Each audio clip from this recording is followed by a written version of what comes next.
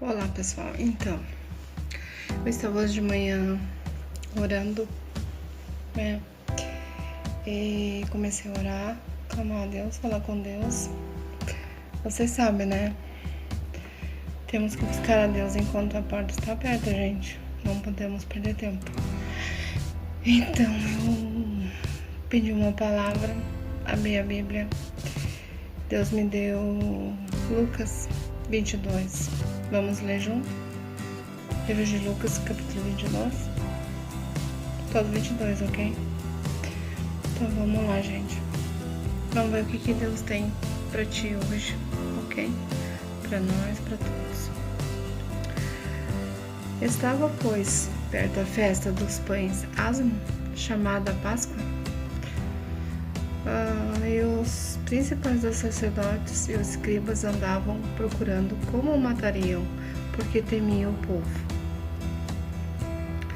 Entrou, porém, Satanás em Judas, que tinha por sobrenome Iscariotes, ou qual era o número dos 12, e foi e falou com os principais dos sacerdotes e com os capitães de como lhe entregaria, os quais se alegraram e convieram em lhe dar dinheiro. E ele concordou e buscava a oportunidade para lhe entregar, sem alvoroço. Chegou, porém, o dia do Asmos, e que importava sacrificar a Páscoa, e mandou a Pedro e a João, dizendo: Ide, preparai-nos a Páscoa, para que a comamos. E eles lhe perguntaram: Onde queres que a preparemos? E ele lhes disse: Eis que, quando entrardes na cidade, encontrareis um homem levando um cântaro de água. Segue-o até a casa em que ele entrar. E direis ao pai da família da casa: O mestre te diz: Onde está o aposento em que hei de comer a Páscoa com os meus discípulos?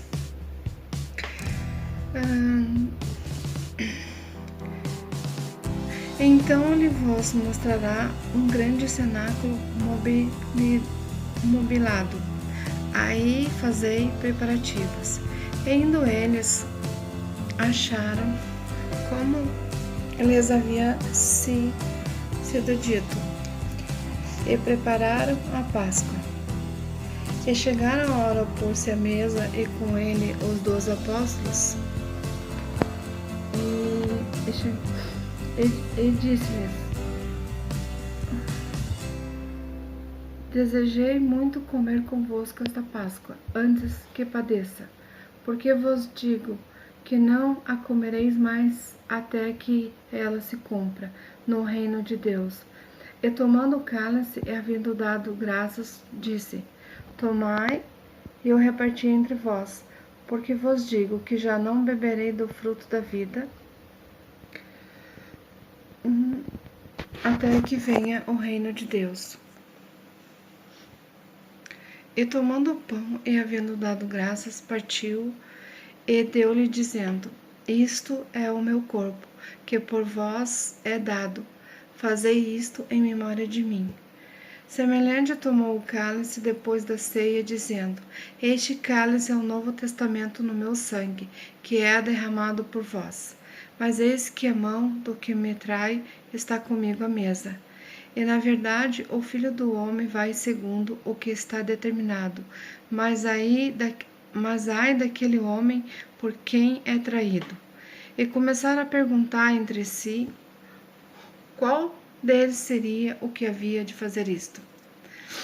E houve também entre eles contenda, sobre qual deles parecia ser o maior. E ele lhes disse: Os reis dos gentios dominam sobre eles, e os que têm autoridade sobre eles são chamados benfeitores. Mas não serei vós assim antes o maior? Entre vós seja como o menor, e quem governa como quem serve. Pois qual é o maior, quem está à mesa, ou quem serve? Para quem comais e bebeis a minha mesa no meu reino, e vós assenteis sobre tronos, julgando as 12 tribos de Israel. Disse também ao Senhor: Simão, Simão, eis que Satanás vos pediu para vos cirandar como trigo. Mas eu roguei por ti para que a tua fé não desfaleça. E tu, quando te converteres, confirma teus irmãos. E ele lhe disse: Senhor, estou pronto a ir contigo, até a prisão e a morte. Mas ele disse: Digo-te, Pedro, que não cantará hoje o galo, antes que 3 vezes negues me conheces. E disse-lhes: Quando vos mandei sem bolsa, alforge ou alparcas, faltou-vos, porventura, alguma coisa? Eles responderam: Nada. Disse-lhe, pois: Mas agora aquele que tiver bolsa, tome-a, como também o alforge. E o que não tem espada, venda a sua capa e compre-a. Porquanto vos digo que importa que em mim se cumpra aquilo que está escrito. E com os malfeitores foi contado, porque o que está escrito de mim terá cumprimento.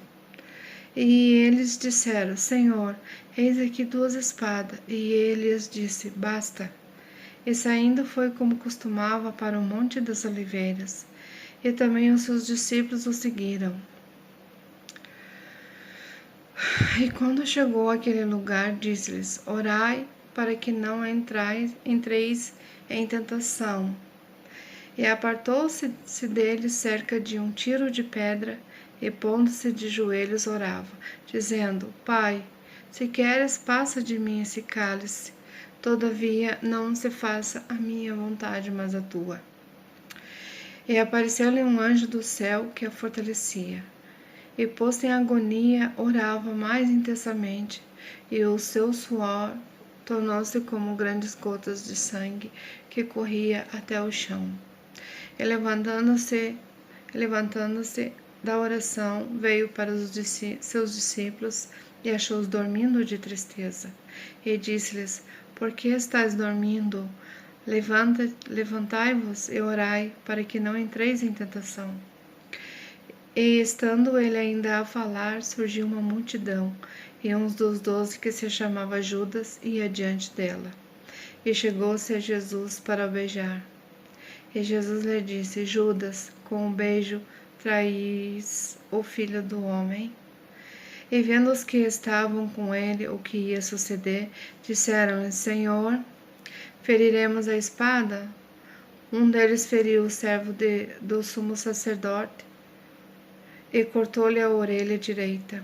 E respondendo, Jesus disse: Deixa-os, basta. E tocando-lhe a orelha, o curou. E disse Jesus aos principais dos sacerdotes e capitães do templo e anciões que tinham ido contra ele: Saíste como um salteador, como espadas e varapaus.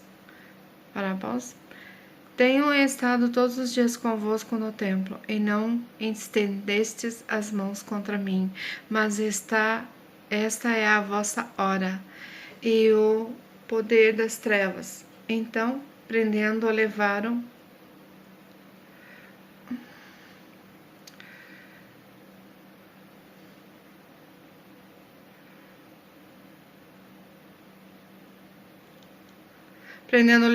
e o puseram em casa do sumo sacerdote, e Pedro seguiu de longe. E havendo-se acendido fogo no meio do pátio, estando todos sentados, assentou-se Pedro entre eles. E como certa criada, vendo-o estar assentado ao fogo, pusesse os olhos nele e disse: Este também estava com ele. Porém ele negou-os, dizendo: Mulher, não o conheço. E um pouco depois, vendo o outro, disse: Tu és também deles. Mas Pedro disse: Homem, não sou. E passada quase 1 hora, um outro afirmava, dizendo também: Este verdadeiramente estava com ele, pois também é galileu.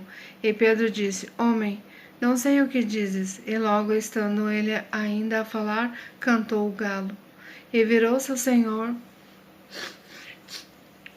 olhou para Pedro, lembrou-se da palavra do Senhor, como lhe havia dito: Antes que o galo cante, hoje me negará 3 vezes. E saindo Pedro para fora, chorou amargamente.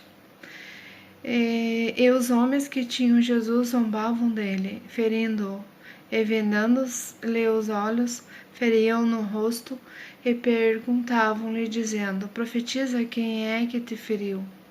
E outras muitas coisas diziam contra ele, blasfemando. E logo que foi dia, ajuntaram-se os anciões do povo, e os principais dos sacerdotes e os escribas, e os conduziram ao seu concílio, e lhe perguntaram: És tu o Cristo? Dize-nos-lo. Ele replicou: Se eu vos disser, não o crereis. E também se vos perguntar, não me respondereis, nem me soltareis. Desde agora o Filho do Homem se assentará à direita do poder de Deus. E disseram todos: Logo és tu o Filho de Deus? E ele lhes disse: Vós dizeis que eu sou.